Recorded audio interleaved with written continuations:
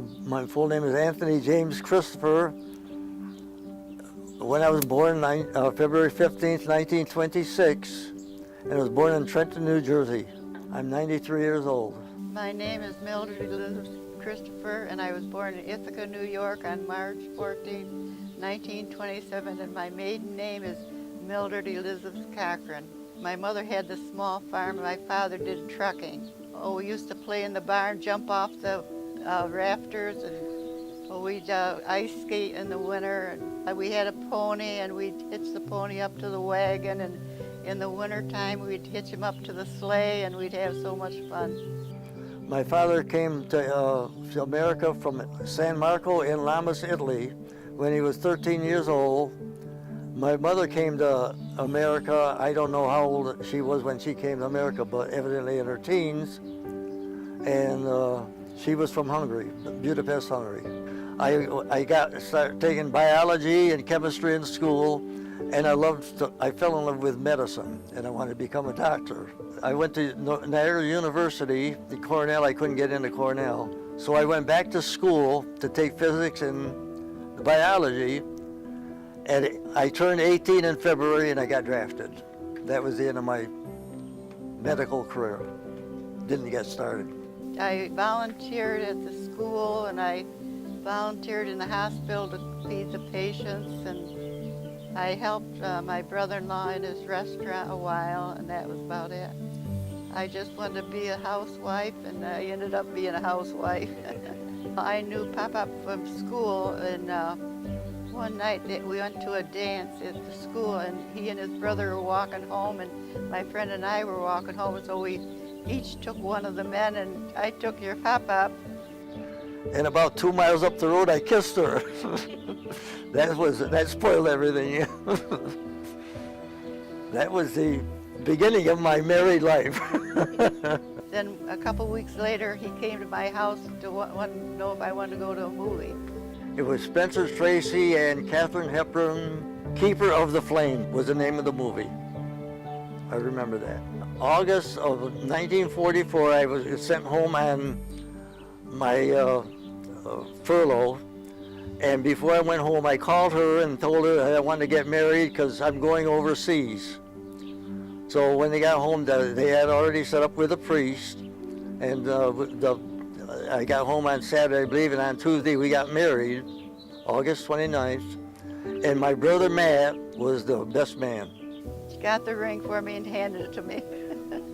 Did he get down on one knee? No. No? My wedding was in Myers, New York at the Catholic Church, and my sister-in-law, Kay, was matron of honor. It'll be 75 years in August. First years of my marriage, I was in service. First 2 years. When he was in the service, I'd always go to the corner to wait for his mail. And I'd sit on that curb waiting for a letter from him. And now I said, when I'm cremated, I want my ashes thrown around there where I used to sit. Oh, he wrote probably once a month. I still have some of his letters. And he used to send me jewelry from different places. I know when he got through fighting in the war, he went to France and he sent me this beautiful brooch and earrings. Pop-Up was in boot camp in South Carolina, and when you went down there to visit, remember that story when you were in the newspaper? Can't think of the camp, but it was South Carolina, and I was walking down the street, and the company, all these soldiers were marching, and all of a sudden, some of them went one way and some went the other way, and I looked at it, I said, what's going on? They're all messed up. And they put it in the paper. They said, what happened to Company D on that flanking movement when they were looking at Sergeant Christopher's girlfriend? They got all mixed up. Pop-Up could tell you better than that because he was with him. I walked by, they all went one way and the other. When I got out of service, I had a chance to play baseball at Groton. And so I played baseball, so they hired me, and they wanted to know what I wanted to do. And I said, I do not want to work on an assembly line, I want to learn a trade. So I said, well, I'll try electricity. So the electrical boss come down, and he accepted me.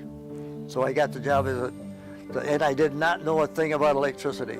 But he says they'll teach me. He worked himself up to plant engineer in Cortland, New York. He worked at the Smith Corona typewriters. I always felt that what I wanted to do, I wanted to make sure that I was the best of it. No matter what I was going to do, if I was working with somebody, I wanted to be better than that person.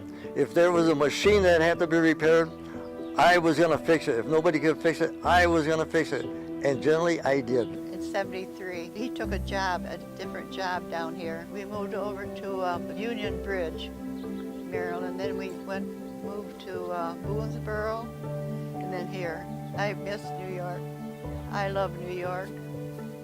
How would you describe your feelings without using the word love?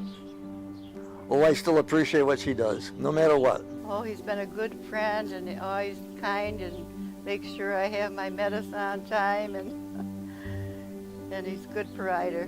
He's always taking care of you. He took good care of me. He's just a kind person. She was a beautiful woman. She was probably the most beautiful girl in the school. The thing I like about her is that I could put up with her. I love that challenge of putting up with her when she does things. You know, sometimes I don't like it, but I love you. What makes you happy? After being in the service, I said that no matter what I do, I want to be happy with everything that happened. I'm happy for my grandchildren. I love them.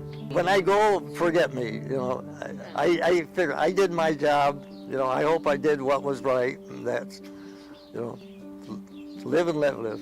I've had a good life, that's for sure. When I was a kid, we didn't have electric lights. I didn't have running water, and that. And here, look at me today. I take it for granted now. I feel pretty good about my whole family, yes. I have a grandson that when he got out of school, he didn't know what to do, and my son said to him that, he said, look, your grandfather never got a college education. He became the chief plant engineer, electrical engineer where I worked, which I did. The only thing I would say, whatever they do, like what you're doing and do the best you can. That's all I could ask. And stay out of trouble. But like what you're doing. Don't get on something because it's money. Do what you like. When I got out of service, the doctor told me, don't plan on going to college. Don't get a job that you got a stranger because you're not in any shape to do that. He says you're a nervous boy, and he says you gotta learn to relax. That's when I made up my mind to try to enjoy my whole life, no matter whether it's 5 years or 20 years at that time. I didn't know how much. I said I'm going to be as happy as I can, and whatever I do, I'm going to be the best at it. That's how I made up my mind, and I did.